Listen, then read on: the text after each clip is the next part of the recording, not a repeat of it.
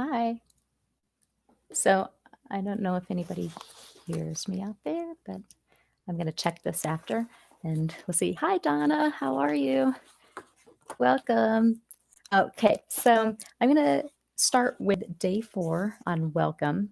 And Donna, if you can give me a thumbs up if you can hear me, okay? I'm trying out the new headset and just seeing if that has good sound or not. Yay. Okay. So last week I read Welcome. It was the Welcome chapter, and this is the book of Knowing and Worth by Paul Selig. Here you go.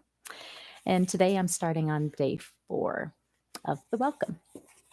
So you can read along with me or just listen and see if anything comes up. Okay. How come you don't know who you are? How come you deny yourself your abilities? How come you cannot believe that the love of God you hold in you in any situation you could encounter? How come you do not know you are free? How come you do not care that you are imprisoned by structure, by belief, by history? Because you said, I am willing to give my authority to whoever will take it. I am willing to let my life be dictated by whatever thing would claim dominion over my life.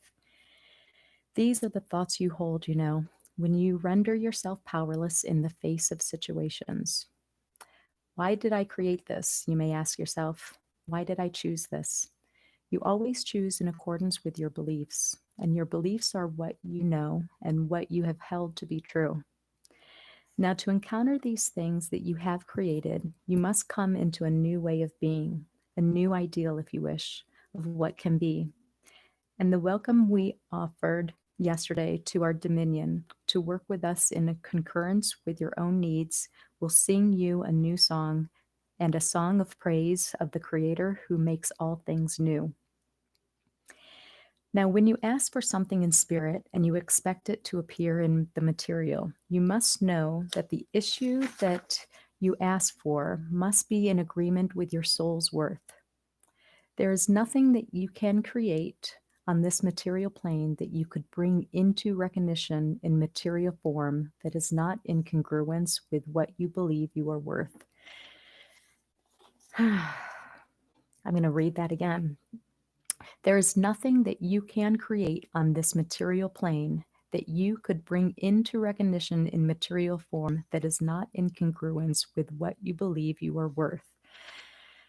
That's a powerful statement because, yeah, I think a lot of people want to create all the time, but most of them don't believe that they're worth what they're wanting to create. And I did the same thing for a while.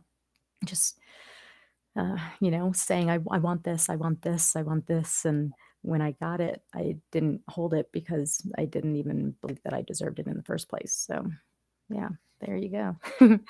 You cannot create the kingdom of heaven here when you do not believe you are worthy of it.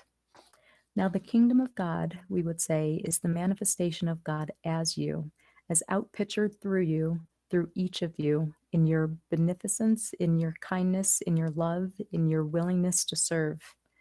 But the frightening thing about this for all of you is that you do not want it. You believe that it is a negative, that you will lose your self-worth, and that you have attained through structures that have been erected to give you an appearance of dominion when you, in fact, have been enslaved by them.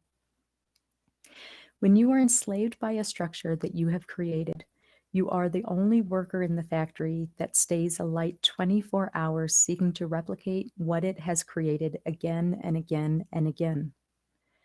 The structure will fall away, we say, and the true worker inside the factory, the one who has been given to create, will realize himself as an aspect of the whole, and the next creation he can attend to is the creation of God in man, outpictured in all things that would be welcomed by you each.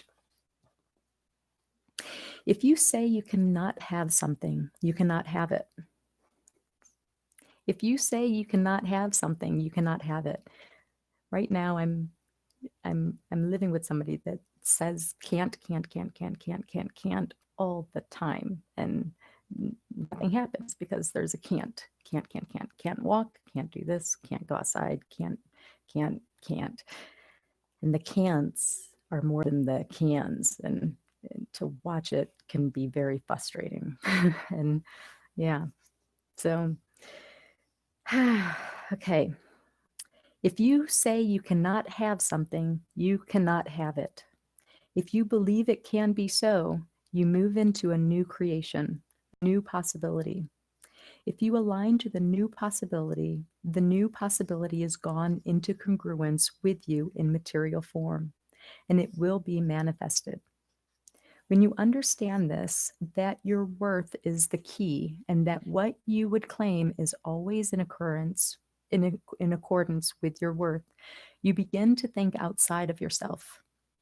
And you begin to think of the larger issues that present you each as a species, as a civilization, as an aspect of the Creator operating in tandem with others. The belief that you are alone and insignificant is a key thing here. If you know you are not alone, and if you know you have significance, what you attend to changes. The disempowerment you have experienced so far on this plane to mechanize yourself in accordance with existing structures has attended to your fear, to your misplacement of your true identity. But the coming days of this text, we will say, will be to walk you forward with our hand in yours, attending to yourself as one who may be worthy of the kingdom. The kingdom, we say, will be the title of the future chapter, but you must understand already that that is where this road is taking you. Paul has a memory from his childhood where his hand was held by his father's, and he was taken on a journey through a system where the world of the future was portrayed before him.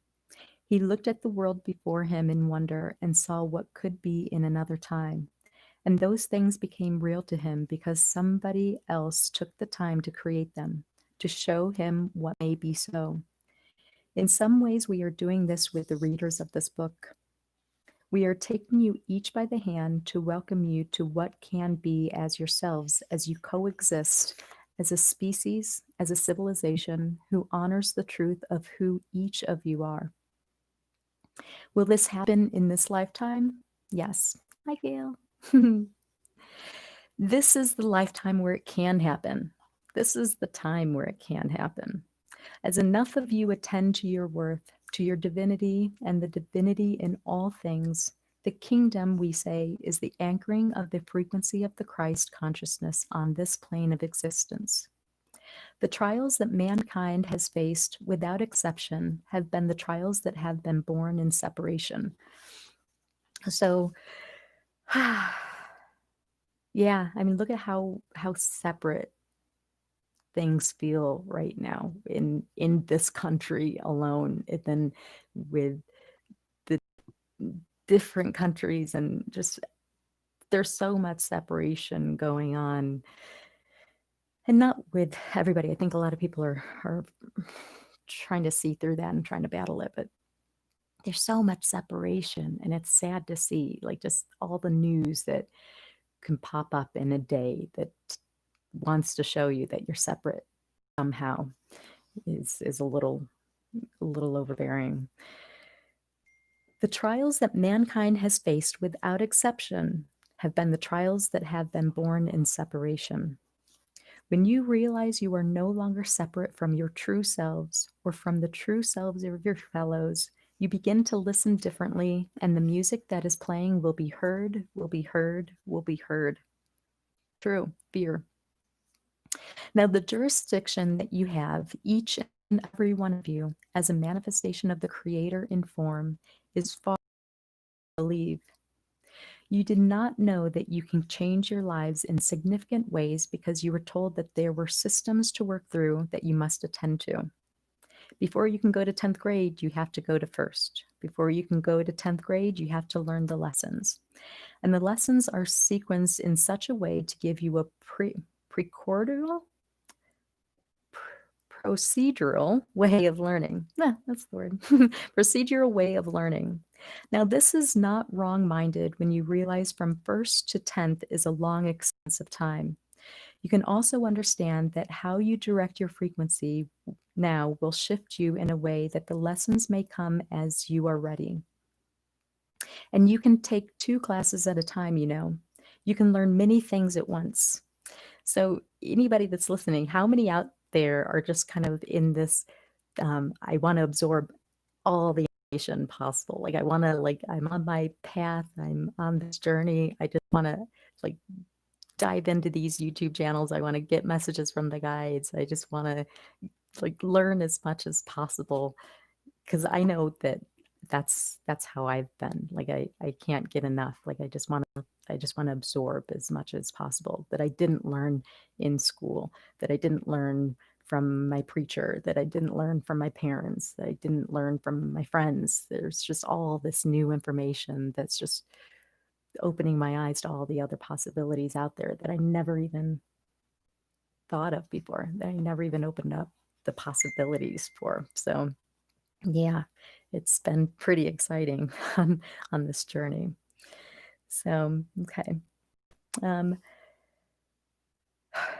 where did I leave off? So I'm going to start here. Now, this is not wrong-minded when you realize from 1st to 10th is a long expanse of time. You can also understand that how you direct your frequency now will shift you in a way that the lessons may come as you are ready. And you can take 2 classes at a time, you know. You can learn many things at once. How you attend to your learning, how you welcome your learning, if you wish, is up to you. You are the one in charge here. Our hands are being opened towards you and welcome to shepherd you through to the walk, to the path, to the idea, to whatever you need to respond to yourselves in your worth, in your worth, in your worth. Now, when you have a fear of your own journey, the tendency is to unpack your bag and sit on your couch and say, well, I will receive a postcard from somebody else. If they say that this is a good journey, maybe I will take it. You have to decide for yourselves what your adventure can be. I like that. I like that saying. You have to decide for yourself what your adventure can be. How you attend to yourself as the one on the adventure will, of course, be your choice. But we are giving you assurance to bring you forward and to say yes to you, to your walk, to your own path. The significance of the path that you walk on is that it is your own. The way to the glory of the Creator has been designed by you at a soul level, and the path that you will walk to get there, with or without our instruction, will be known by you only through your own experience. And we must underline this, yes, only through your own experience. It's been, I mean, it's like a roller coaster sometimes. I feel like, you know, you're kind of like going, good things, and then bam, some kind of lesson comes to just like hit you in the gut, just kind of like give you a check. Last night, I I actually had to defend worth to somebody. It was a weird experience, but they questioned my worth, and my immediate response was, yes, I'm worthy. There's there's no doubt in my mind that I'm worthy about this. But it was interesting because all these experiences will come up and test you, and everybody's journey is different. Everybody's on their own path, but it looks different, however it looks for them and however it looks for you. Kudos for walking the path and taking out the bags and going forward. And thanks for being here with me, guys. Thank you. Okay. The significance of the path that you walk on is that it is your own. The way to the glory of the Creator has been designed by you at a soul level, and the path that you will walk to get there, with or without our instruction, will be known by you only through your own experience. And we must underline this, yes, only through your own experience. Secondhand knowledge of the divine makes for a pretty painting on the wall of a church, but it does not give you the knowing you need to attend to yourselves as the one who walks her own path, has her own witness, shares her own name with others. I know who I am, what I am, how I serve. and finds the keys to the kingdom on the palm of her own hand. The gates that you walk through when you attend to this path are the prisons that you have held yourselves through. In abeyance with, in creations that you have created with the agreement of your fellows. As each door is opened, the path widens. As the path widens, you encounter your fellows who are your journeyers, your fellow journeyers, like you guys. And you have companions on the road in song, in song, in song. Now, the shepherds that we are, we will say, are not new. We have been here for a very long time, and we have been attending to you each in preparation for your journey. We know who you are already, you know, those who come to the glory of the kingdom, and your names are known by us in light, in light, in light.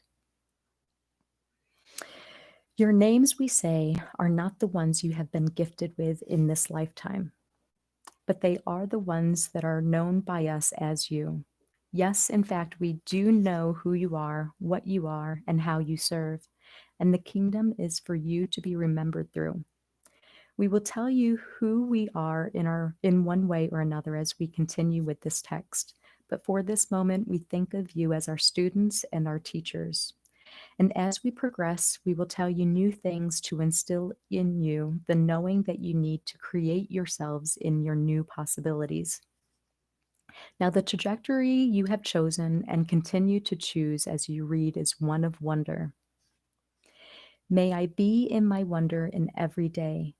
May I allow myself to be in wonder in every choice I make. That's a good one. I'm going to read that again. May I be in my wonder in every day. May I allow myself to be in wonder in every choice I make. As you claim this for yourself, you claim yourself. You open to new possibilities. The windows begin to open, and what was stale releases. The new air comes in and fills the room with new choice, new ability, new love. The idea that we give you to sort through, to choose from, to decide with, will be there for you as you need them. The trajectory we are choosing, you say, is one of wonder, attending to yourself in wonder as the one who may be in the new trajectory is what we ask for you today. Am I willing to claim myself as the one who may be in wonder? Am I willing to align myself to the possibilities that come to me as I align myself to wonder? Yes. Will I listen to myself, to the new thoughts that are gifted to me with each choice that I make, with each idea that comes, with each belief I hold, so that I may know something new? Yes. We ask you this. When you know what you know, must you act on it? And we will tell you, yes. When you have new knowledge, and new knowledge, we say, is new information that you have gone into agreement with in your knowing, it becomes part of your frequency, and the reckoning with it is nearly instantaneous.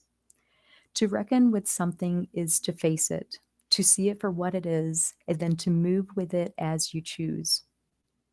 As you decide something new, as the claim of truth is gifted to you and you move into a new idea, and we say to you, idea as possibility, and you move into your knowing in this issue, you may claim it. It becomes you, and your life reflects it immediately. Now, when you ask yourself a question and you deny yourself the answer because you do not want to hear it, you create a problem of mistrust of the self and mistrust of the information that you are being gifted with. So we would encourage each of you to begin to record your answers as you go into inquiry with yourselves. What do I want for myself? What do I no longer need? What have I cared too much for? What have I cared too little for? What have I agreed to that is no longer true? And what would a new belief be that would liberate from me the things I have attended to as myself that cannot truly be myself because I now know who I am in my wonder? That's a pretty good list. I know that I love to keep lists, and when I do have these questions, I'm always writing them down. And when answers come to me, I try to write them down because answers come from all over the place. And sometimes I can just be listening to something and then the answer will come in there, or just in the middle of the night, an answer will come in. So I try to write down as much as possible what the answers to my questions are. When you work with a record, you have an ability to remember, to see, and to decide anew. But many of you are so unconscious about your actions. And to be unconscious in an action means that you must have been unconscious in the intent behind the action. That the record will give you responsibility to decide, to decide, to decide when you know something. Now, when you know something, I am in my knowing. You are in resonance with something. It is not an idea. It is not an intellectual structure. It is a way of being. Knowing and being happens simultaneously. You cannot know and not be at the same time. You are this thing that you know because you are in agreement with it. You can agree with an idea, but you are not an idea. You can agree with what's for dinner, but you are not what's for dinner. When you know something in your being, you are in tandem with it. You are in resonance as it, and it is created through you. I know who I am is such a claim. And as we welcome you to this claim in a true way, we must align the energy field that you know yourself through to be in agreement with it. As we have said welcome to you and asked you to invite your energy field, all that was receptive in you to welcome us, we are taking you in the journey to receptivity. And to be in receipt is to be in allowance. And to be in allowance is to be in welcome. Welcome. The creations that you know yourselves through, each and every one of you, that you have agreed upon, chosen, decided would be there because they must be there, will begin to be altered as you go into agreement with the new knowing that you have. What you believe to be so solid, in fact, is not so solid and is instead a creation born in your system that has been outpictured by you to perceive. So, yeah, right now we're in a fun time of taking down structures and changing names. And I know a lot of people get upset about the idea of changing a name, like the Cleveland Indians or the Washington Redskins or Uncle Ben's Rice or whatever the issue is. And it upsets a lot of people to change names and change the things that they know. Um, I get it, but then also those names aren't designed to stay there forever. They don't have to stay there forever. It's okay to change things. And if it offends that many people, then change the name, change it to something else. That's my opinion anyway. But I don't know. I think I'm just kind of seeing it in a different perspective. I don't get that riled up about the changes of names and structures, but I know that eventually everything changes. Now, when you decide something new, your landscape must be altered to reflect the new knowing. And this will be seen by each of you as your journey forward with us, The path that you are walking has been trod by many before you, but they believed themselves to be special, or you were told that this was the path of the priest or of the Benedictine or the sage. You were not told that the path that you are walking is the path of your own soul's worth. And the only things that you divest yourself of this path of on this path are the things that you no longer require to know yourselves through. You may still have a nice house, and be on your path. You may still be in love and enjoy the world around you. When we speak of sacrifice, we simply mean investment. And what you sacrifice is your attachment to who and what you thought you were. And those creations that you have used to decide these things must be altered as you begin to know yourselves anew. Now we welcome each of you to the pathway. We would like you to imagine in your mind's eye that you are standing before a gate. It is a wooden gate. It has been there for a very long time. As you stand before the gate, you acknowledge your life as you stand there, as you witness the gate, as you ponder what might be there before you. And we will open the gate for you now, and we will take you by the hand, and we will begin to lead you. The only thing that we ask is that you allow yourself to trust that you are being led well, that your highest interests are always in mind, that there is no need to deceive, and that there is only love in the action we offer you. The path that we are leading you on is the path of your own soul. And your own soul, we say, is what you are incarnating as in the highest way available to you. As you begin to walk down this path, you learn new lessons, you have encounters, and you are witnessed by us, by your fellows. As the landscape changes, all change comes to you in accordance with the vibration that you hold. So you may laugh, you may run, you may sing, you may choose your own way as the decider of your fate. As we walk you forward, know that your freedom is at the end of this. And the freedom from bondage, we say, always, always, always is the gift from fear. As we are liberating you individually, we are shifting the structure on this plane that you coexist in. As one man realizes himself without fear, he gives permission for the multitude to do the same. When you are in co-resonance with that man, your freedom is inherent in the choice to stand before yourself in the acknowledgement that this can be so. Each one of you give permission to your fellows, you know. As one man realizes the gifts of the kingdom, he gives permission to his fellows to do the same. This is not done through, I'm going to try to read this word, proselytizing. Is that the word? Proselytizing. I'm going to say that's the word. I'm going to have to look up what that means. This is not even done through language. This is your energy field in its perfect liberated state, anointing the energy fields of others through recognition of who and what they truly are as well. As we explained to you earlier, I know who you are, I know what you are, I know how you serve, is a claim of truth you give your fellows.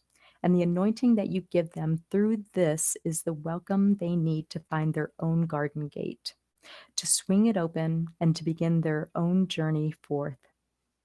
We said the chapter would be called Welcome, and now we say we will end this chapter with this praise. As we sing the songs of our readers, as we remember them by name, we anoint them to their own possibility that they may be listened to, heard, and healed. As we sing your song for you, we sing your possibilities, and we see you each as rising to them, as hearing yourself in perfect song. We sing your song in wonder, we sing your song in welcome, and we will talk to you soon. Thank you each and good night. Stop now, please. So when I read this chapter, just kind of when people are in their freedom and other people see that, and it gives those people the permission to be in their freedom too. The image that came to mind is people at Walmart, and I know people like to put memes and tease people at Walmart and what they wear and just all the stuff, but there's something really fantastic about that. There's something really fantastic about people that go out of the mold and do their hair fun colors and just be individual, be free.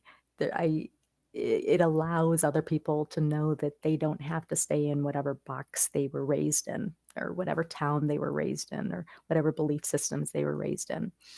So now when I see people doing their own thing, I'm like, kudos. I like that. Thank you. Thanks for showing me that I can do whatever I want to too. I can do my hair however I want to, and I can wear whatever I want to, and just be free. Be free.